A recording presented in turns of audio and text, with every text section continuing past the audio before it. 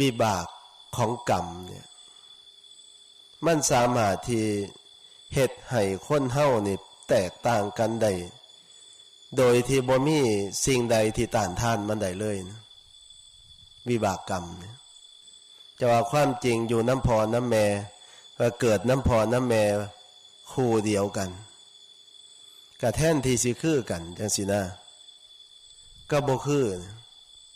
ความจริงเฮาเอาแม่พิมพ์เนี่ยรอปูนก็ดีรอเอียงก็ดีออกมาเนี่ยคันแม่พิมพ์มันยังปกติคือเก่าอยู่นี่มันบ่บิดมันบ่เบี้ยวเนี่ยมันก็สิออกมาคือกันก็สิบ่ต่างเอียงกันมาซั่นเนาะรอออกมาอย่างข้าเจ้าเฮ็ดพระพุทธสันติสุขเข้าอย่างสิ500องค์500องค์นี่เฮ็ดมาคือกัน100องค์ก็เฮ็ดคือกันคือข้าเจ้าอัดรูปมาจังซี่ล่ะฟิล์มใบเดียวแผ่นเดียวกันก็อัดออกมาก็คือกันอันนี้ความจริงมันเป็นอย่างนั้นแต่ว่าคนเฮานี่แม่พิมพ์อันเดียวกันแม่คนเดียวกันคนหนึ่งเป็นหญิงคนหนึ่งเป็นชายคนหนึ่งสูงคนหนึ่งต่ำคนหนึ่งดำคนหนึ่งขาวคนหนึ่งร่างกายสมบูรณ์คนหนึ่งอาจจะร่างกายไม่ค่อยสมบูรณ์คนหนึ่งอาจสภาพจิตใจเยือกเย็นแต่คนหนึ่งอาจจะมีสภาพจิตใจที่เป็นทุกข์เดือดร้อนจังสันก็มีความจริงแม่ผู้เดียวกันเนี่ยก็น่าสิคือกันแน่อยู่ว่าน่าสิแตกต่างกันหลายแต่ว่าคนเฮาเนี่ยมันบ่ได้ว่าบ่ได้หมายความว่าเฮามันอยู่ในแบบพิมพ์อันเดียวกันบ่แม่นแม่เนี่ยเป็นผู้สร้างความจริงนะแม่บ่ได้สร้างลูกพ่อก็บ่ได้สร้างลูกแต่ว่าปรารถนาอยากได้ลูกคือกันทั้งพ่อทั้งแม่พ่อก็ปรารถนาแม่ก็ปรารถนาอยากได้ลูกแต่ว่าพ่อนี่ก็เลือกบ่ได้แม่ก็เลือกบ่ได้คันพ่อแม่เฮาสร้างจริงนะสร้างเองอีหลีนั่นเพิ่นก็คือสิบ่สร้างเฮาออกมาแล้วลำบากเนาะเพราะว่าความหักของพ่อของแม่นี่ปรารถนาเป็นอย่างมากคือความสุขภาพกายสุขภาพจิตของลูกสมบูรณ์พ่อแม่จะต้องสร้างอยากให้ลูกนี่มีความเจริญทั้งร่างกายและจิตใจอันนี้คือความปรารถนาของพ่อของแม่คันเพิ่นสร้างเองอีหลีนั่นทั้งพ่อทั้งแม่นั่นเพิ่นก็สิเฮ็ดให้พวกเฮาทั้งหลายนี่เป็นผู้มีความงดงามบ่มีหม่องติพุ่นล่ะสมใจพ่อสมใจแม่ที่เพิ่นฮักเพิ่นแพงที่เพิ่นถนอมมาแต่ว่ามันบ่เป็นจังซั่นความจริงถึงแม้ว่า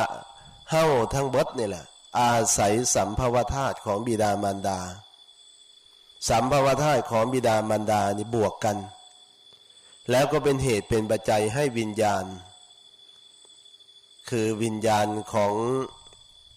ผู้ที่จะมาเกิดนะสามารถที่จะเกิดได้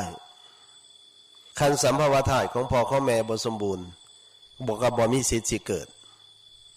คันพ่อผู้ใดสร้างบาปมาแม่ผู้ใดสร้างบาปมา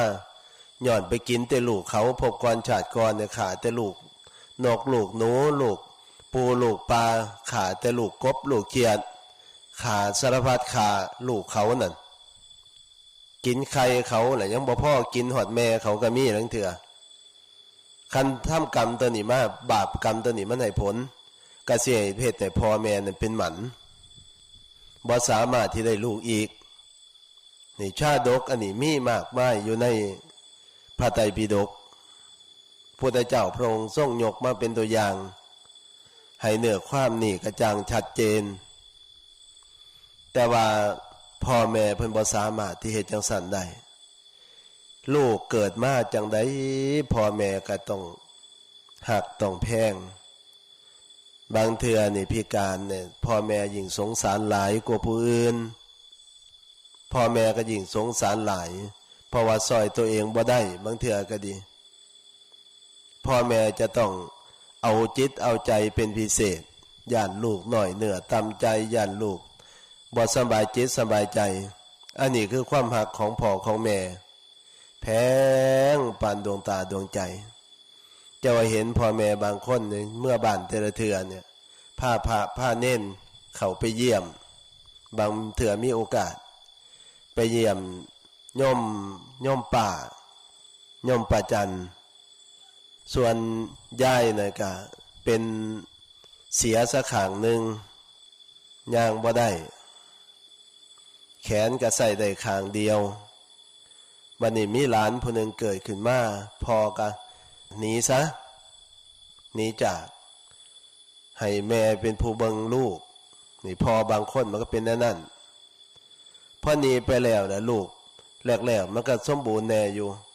พอมันไข่ขึ้นมาแล้วจะมันเป็นอันใดบัดนี้ก็เลยเป็นเหตุให้สุขภาพร่างกายน่ะใส่งานบ่ได้เลยเดี๋ยวนี้10 กว่าปีเกือบ20 ปีแล้วยังนอนอยู่ตลอดส่วนยายก็ลูกบ่ได้มีแต่ลูกนั่งได้แล้วก็ช่วงแล้วมีเหือมีแห้มในจังหน่อยก็อยู่กับหลานเวลาสิเอาเศษนั่นเศษนี่ให้หลานกับมือเดียวน่ะแก่กันไปเบิ่งแล้วเป็นตาเบิ่งแต่ว่าแม่ก็โอ้ยเอาใจใส่ว่าซั่นเถาะพี่ๆน้องๆก็คือกันให้ความเมตตาให้ความเอ็นดูสงสารพอแต่เกิดมาบ่ทันได้ย่างจักเทื่อเดี๋ยวนี้ยังนอนอยู่คันเฮาไปนี่หัวอักเบิ่งโทรทัศน์หัวอยู่อักอันนี้ไปเบิ่งแล้วก็เป็นสิ่งที่น่าคิดอันนี้พ่อแม่เพิ่นสร้างให้เฮา